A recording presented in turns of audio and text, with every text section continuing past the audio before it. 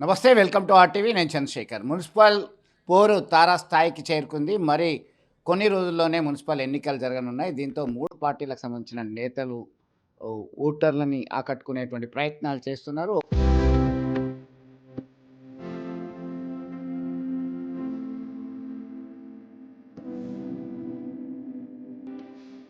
ఒక రకంగా ముఖ్యమంత్రి రేవంత్ రెడ్డి చొప్పదండి మండలం గుమ్లాపూర్‌లో జరిగిన బహిరంగ సభలో సైతం ఆయన పాల్గొని పలు విమర్శలు చేశారు.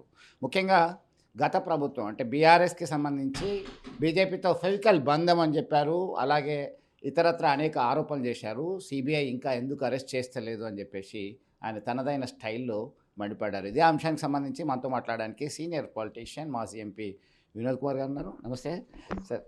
ఎట్లా చూడొచ్చు ముఖ్యమంత్రి రేవంత్ రెడ్డి బీఆర్ఎస్ బీజేపీలది ఒక ఫెవికిల్ బంధం, వీణావాణి బంధం, అంటే విడదీయరానటువంటి సంబంధం అని చెప్పి కామెంట్ చేశారు. ఇప్పుడు నిన్న రేవంత్ రెడ్డి గారు కరీంనగర్ జిల్లాలో వ్యాఖ్య చేశారు. ఏది బీఆర్ఎస్ బీజేపీ ఇద్దరు ఒకటే, ఇద్దరు ఫెవికాల్తో ఉన్నటువంటి అతికిపోయిన ఇద్దరు అన్నట్టు ఏదో కామెంట్ చేశాడు.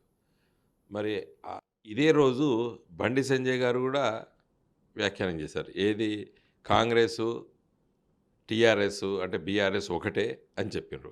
రామచంద్రరావు గారు బీజేపీ రాష్ట్ర అధ్యక్షులు నిన్న హైదరాబాదులో కాంగ్రెసు బీఆర్ఎస్ ఒకటే అని వారు చెప్తున్నారు. సో నేనేమంటున్నానంటే నిన్న రేవంత్ రెడ్డి గారు కరీంనగర్లో సభ పెట్టకుండా చొప్పదండిలో చిన్న మున్సిపాలిటీలో సభ పెట్టాడు. నేనంటున్నా బండి సంజయ్ను రేవంత్ రెడ్డి ఒకటే అని నేను అంటున్నా. అంటే నేను కూడా ఆ వ్యాఖ్యానం చేయొచ్చు, మీరిద్దరు ఒకటే అని చెప్పేసి. ఎందుకంటే మరి నువ్వు కరీంనగర్ ఎందుకు సభ పెట్టలేదు? ఇంత పెద్ద మున్సిపల్ కార్పొరేషన్ కరీంనగర్లో పెట్టకుండా పోయి చొప్పదండిలో పెట్టావు. చొప్పదండ పక్క ఒక గ్రామంలో పెట్టిండు. వాళ్ళు అంటే ఏమంటారు, కోడ్ అంటారు. మరి కోడ్ ఉన్న సందర్భంలో మున్సిపాలిటీ ఇన్ని నిధులు ఇస్తా, ఇవి ఇస్తా, అవి ఇస్తా ఎట్లా మాట్లాడతారు?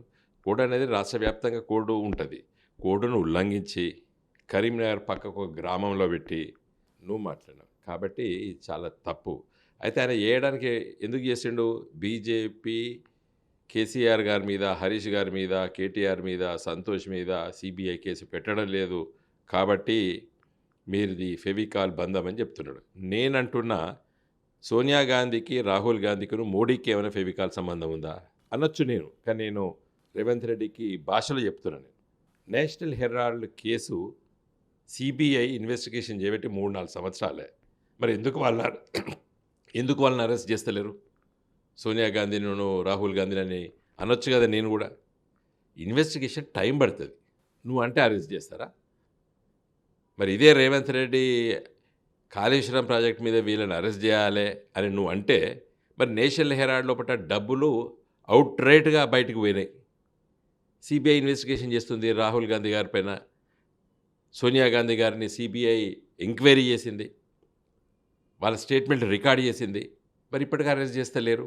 మోడీ గారితో ఏమైనా సంబంధం ఉందా మీకు అని నేను అనొచ్చు కదా. కాబట్టి రేవంత్ రెడ్డికి చట్టం గురించేది, చట్టం ఒక దాని పరిధి గురించేది, దాని యొక్క దాన్ని ఏమంటారు, ఇన్వెస్టిగేషన్కు సమయం పట్టడం. ఏది పడితే నువ్వు కంప్లైంట్ ఇస్తే ఇన్వెస్టిగేషన్ 160 కింద నోటీస్ ఇచ్చి అడిగినంత మాత్రం అరెస్ట్ చేస్తారా పోలీసులకు? అధికారం ఇవ్వలేదు రాజ్యాంగం పోలీసు వాళ్ళకి.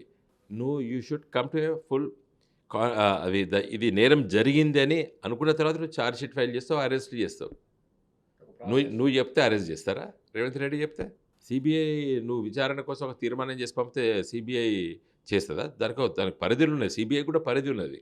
ఇవాళ ఘోష్ కమిటీ రిపోర్ట్ మీద హైకోర్టులో వేసినాం. ఘోష్ కమిటీ రిపోర్ట్ను నేను యాజ్ అ లాయర్గా చెప్తున్నాను, తీసి పక్కకు పడేస్తుంది చట్టం.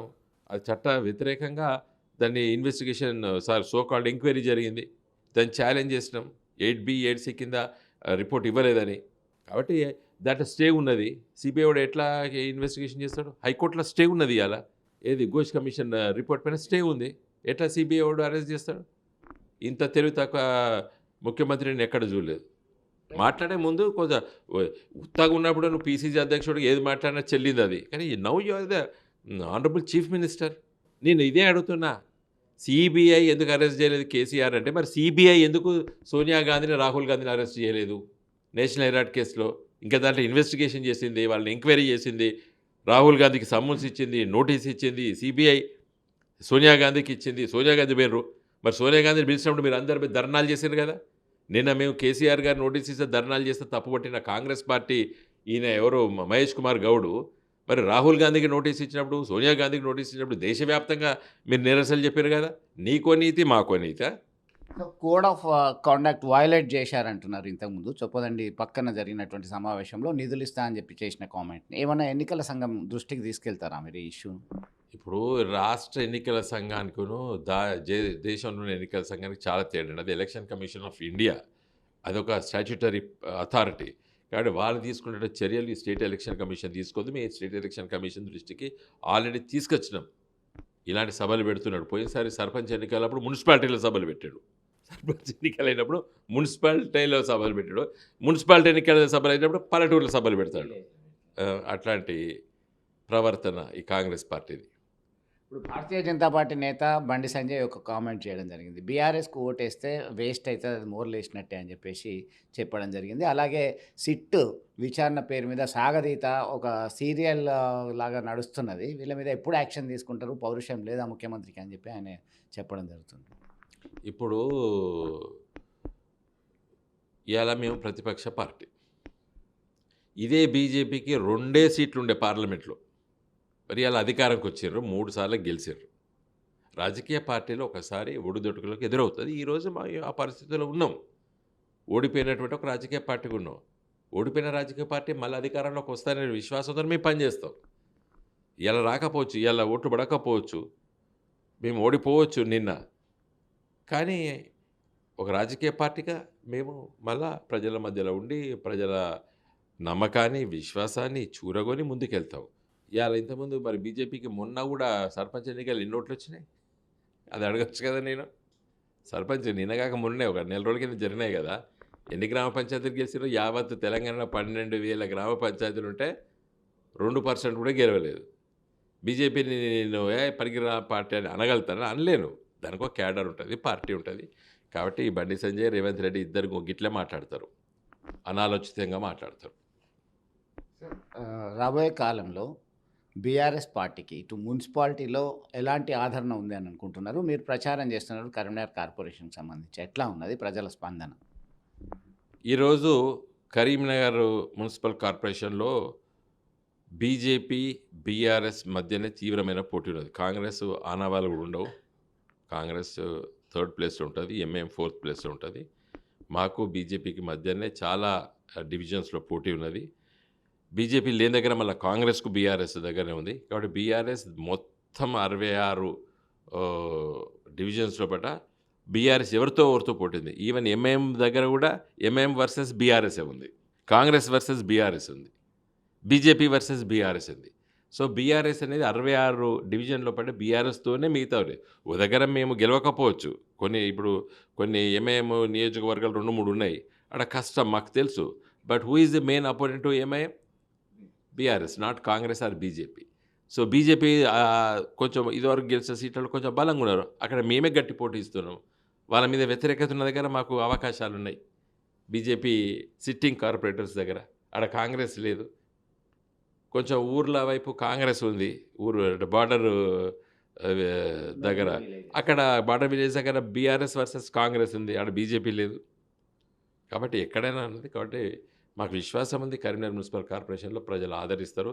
స్మార్ట్ సిటీ నిధులు, స్మార్ట్ సిటీ అభివృద్ధి, తర్వాత గత 10 ఏళ్ళ పాటు కరీంనగర్ నగర రూపురేఖలు మార్చినటువంటి విషయాన్ని ప్రతి పౌరుడు గ్రహిస్తున్నాడు. బ్రహ్మాండంగా కారు గుర్తుపైన ఓటు వేస్తారు, మాకు మంచి మెజార్టీ ఇస్తారు. రాబోయే 8 సంవత్సరాలు నేనే ముఖ్యమంత్రిగా ఉంటా అని చెప్పి రేవంత్ రెడ్డి చెప్తున్నటువంటి పరిస్థితి, దీన్ని ఎట్లా చూడొచ్చు? అంటే మరొక టర్మ్ సైతం కాంగ్రెస్ పార్టీ ఉంటుంది, నేనే ముఖ్యమంత్రి అవుతా అంటున్నాను. 8 సంవత్సరాలు ఆయన ఆశిస్తున్నాడు, కానీ 8 నెలలు గురించి ఫస్ట్ ఆలోచించు. ఎందుకంటే కాంగ్రెస్లో కూడా మొన్న కోమటిరెడ్డి బ్రదర్స్, డిప్యూటీ సీఎం బట్టి, తర్వాత వెనక పుంజుకొని ఉన్నాడు పొంగిలేటి. కాబట్టి ఫస్ట్ ఆయన సీటు వచ్చే 8 నెలలు కాపాడుకుంటే మంచిది 8 సంవత్సరాల కంటే.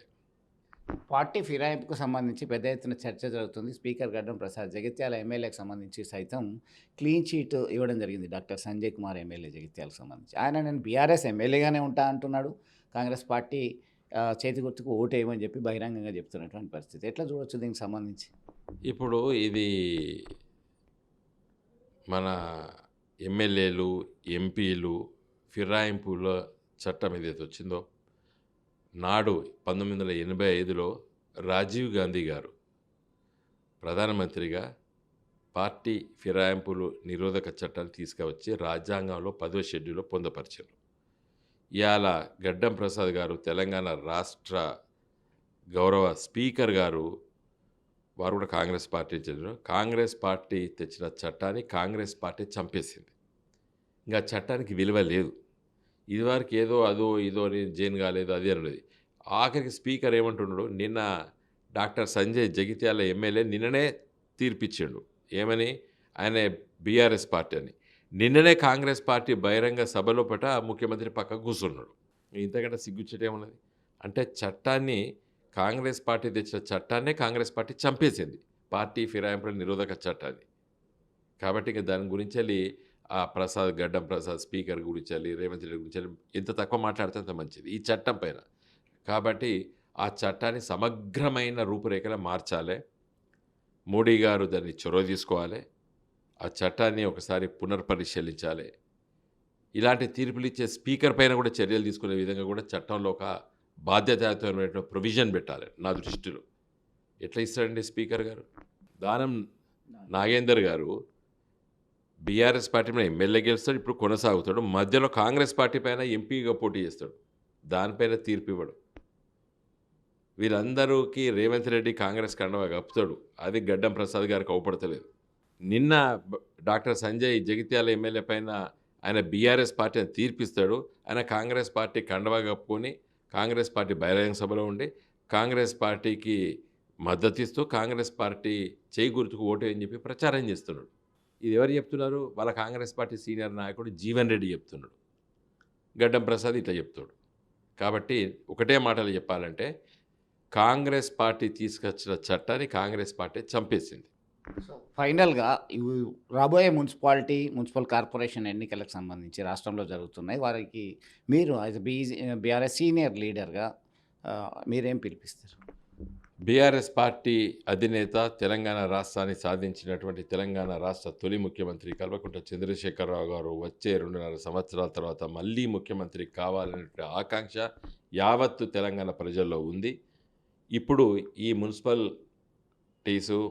కార్పొరేషన్ ఎన్నికల్లో బ్రహ్మాండంగా మరి కారు గుర్తుపై ఓటేసి టీఆర్ఎస్ పార్టీ అభ్యర్థులు గెలిపిస్తే బాగుంటుందనేది నా అభిప్రాయం.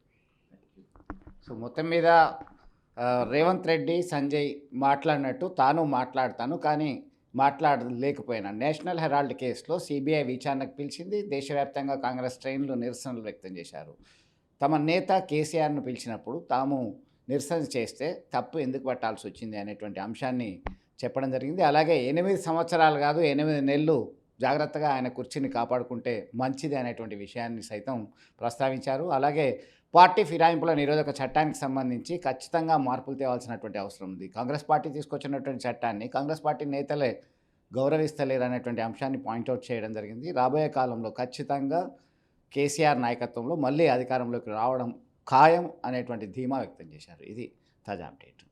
Local to global news at your finger tips. మీ చేతిలో ఒక ఆయుధం. డౌన్లోడ్ రా TV app. Media legend Ravi Prakash is back.